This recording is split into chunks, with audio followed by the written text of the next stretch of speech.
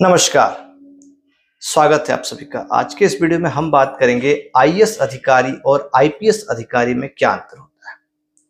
सबसे पहले दोस्तों आपको ये जो अंतर है, ये सवाल हर छात्र और प्रतियोगी परीक्षा की तैयारी करने वाले के मन में अक्सर आता है, जो प्रारंभिक स्तर पर इस परीक्षा की ओर अपना कहीं ना कहीं एक ध्यान आकर्षित करते हैं, वो यह अक्सर सोचते हैं। तो हम आज इस वीडियो में वही बात करेंगे बिना किसी देरी के। चलिए शुरू करते हैं। सबसे पहले दोस्तों आईएएस और आईपीएस क्या है, आप वो समझ लीजिए। सबसे पहले चलिए समझते हैं कि आईएएस और आईपीएस क्या है। आईएएस का मतलब इंग्लिश में अगर हम कहें तो इंडियन एडमिनिस्ट्रेटिव सर्विस, और वहीं आईपीएस का मतलब है इंडियन पुलिस सर्विस। ये दोनों भारत की सर्वोच्च सिविल सेवाओं में से एक है और दोनों ही यूपीएससी द्वारा आयोजित सिविल सेवा परीक्षा के माध्यम से चुने जाते हैं। अब आपके मन में सवाल आ रहा होगा, अगर दोनों यूपीएससी के द्वारा चुने जाते हैं तो क्या अलग अलग एग्जाम होता है? बिल्कुल नहीं। आगे आप इस वीडियो में बने रहिए, आपको डिटेल में समझ में आएगा कि कैसे दोनों की नियुक्तियां होती है। आईएएस अधिकारियों का मुख्य कार्य जो होता है वो प्रशासनिक सेवाएं प्रदान करना होता है, जबकि आईपीएस अधिकारियों का मुख्य कार्य क्या होता है? कानून और व्यवस्था बनाए रखना और अपराध को नियंत्रित करना। अब अक्सर देखते होंगे जो भी नियम कानून बनाने की बात आते हैं वो जिलाधिकारी महोदय करते हैं। तो जिलाधिकारी मतलब कौन? वही जिसे हम आईएएस अधिकारी कहते हैं। और सारे जब अपराध की बात आती है, पुलिस स्टेशन की बात आती है या फिर कुछ कानून की बात आती है, तो हम कहीं ना कहीं सुप्रीटेंडेंट ऑफ पुलिस की बात करते हैं और वो सारा कुछ कंट्रोल करता है। वो यानी कि कौन? आईपीएस। सरल शब्दों में मैंने आपको ये उदाहरण देकर समझाने की कोशिश की है। दूसरा, अब आप समझेंगे डिटेल में कि कार्यक्षेत्र और जिम्मेदारियां क्या क्या होते हैं दोनों के। अब हम जानेंगे आईएएस और आईपीएस अधिकारियों की जिम्मेदारियों और कार्यक्षेत्र के बारे में। सबसे पहले मैं आपको बताऊंगा आईएएस अधिकारी के क्या क्या कार्यक्षेत्र और जिम्मेदारी होते हैं। नीति निर्माण और कार्यान्वयन सबसे पहली जिम्मेदारी ये होती है, जिसमें कि विभिन्न सरकारी नीतियों का निर्माण और उनका कार्यान्वयन किया जाता है। वहीं दूसरा, प्रशासनिक कार्य। जिलाधिकारी के रूप में आप जानते होंगे जो भी कागजी कार्रवाई होती है एक जिले को लेकर, उसका जिले का प्रबंधन करने का कार्य एक आईएएस अधिकारी करता है। तीसरा आपको मैं बताना चाहूंगा वित्तीय प्रबंधन। सरकारी धन का सही उपयोग और बजट का जो आवंटन का पूरा कार्य होता है, जो प्रबंधन का कार्य होता है, वो आईएएस अधिकारी के द्वारा किया जाता है।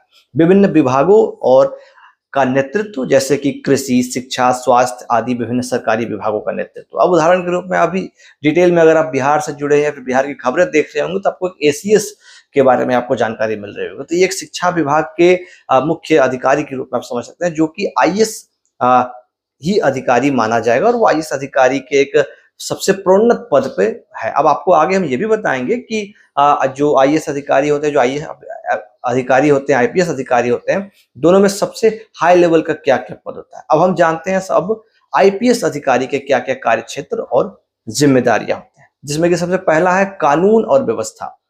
कानून और व्यवस्था बनाए रखना, पुलिस बल का नेतृत्व करना, ये आईपीएस अधिकारी का मूल कामों से एक काम है।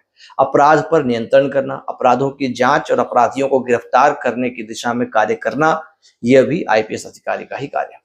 आतंकवाद और नक्सलवाद से निपटना, आतंकवाद और नक्सलवाद जैसी चुनौतियों से निपटना, ये एक आईपीएस अधिकारी ही अपने पूरी रणनीति और सुसंगत तरीके से इस कार्य को करते हैं। सुरक्षा प्रबंधन, आप जो देखते हैं तमाम तरह की वीवीआईपी सुरक्षा हो या फिर महत्वपूर्ण स्थानों की सुरक्षा हो, जिसमें कि मंदिर हो या फिर किसी जगह पे जहां सार्वजनिक स्थल पे बहुत सारे भीड़ आदि हो रहे हों, तो उन सभी को सुरक्षा प्रदान करने का जिम्मेदारी भी आईपीएस अधिकारियों के पास होता है।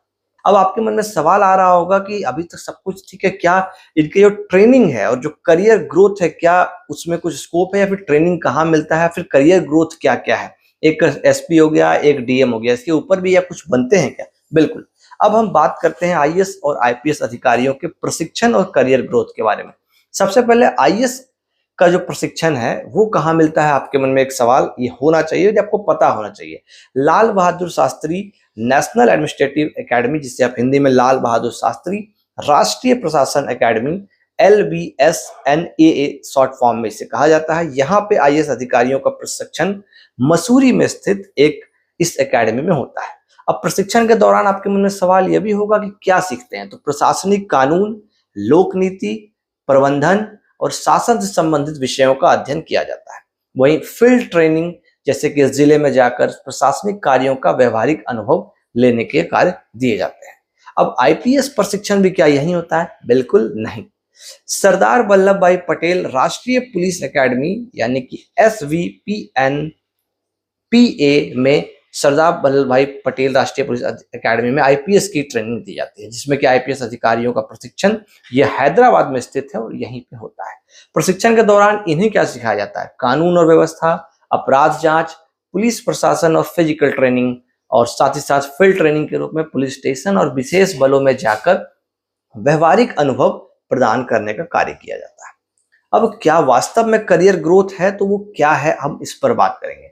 सबसे पहला जो करियर ग्रोथ आईएएस अधिकारियों का करियर ग्रोथ है, एक तो जिलाधिकारी जिसे डीएम, दूसरा मंडलायुक्त, तीसरा राज्य सचिवालय और अंत में केंद्रीय सरकार में सचिव तक का होता है। यही अंतिम पद है एक बड़े पद के रूप में आईएएस अधिकारी के लिए।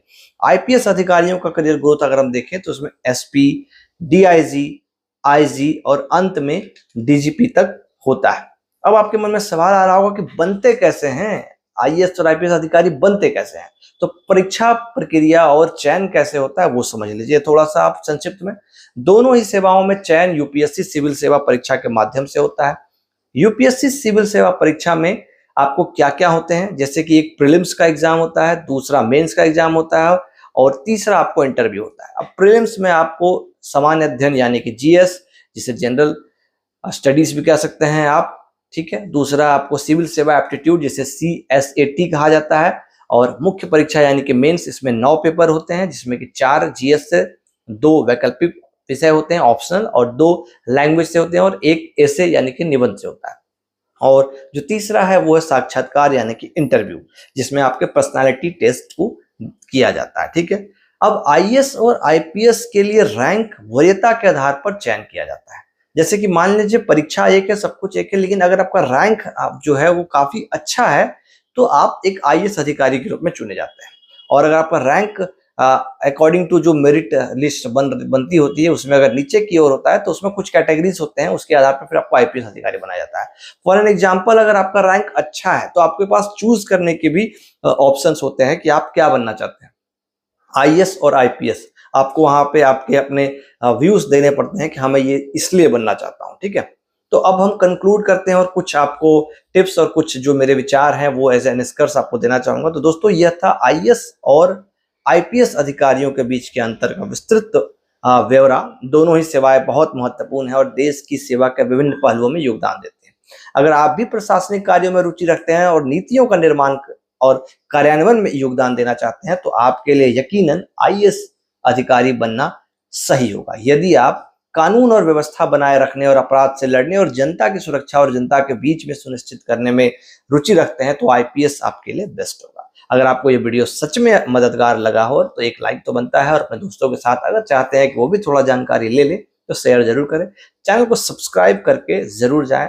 धन्यवाद, और आपके भविष्य के लिए हम मंगल एवं शुभकामनाएं करते हैं। आपका बहुत बहुत धन्यवाद।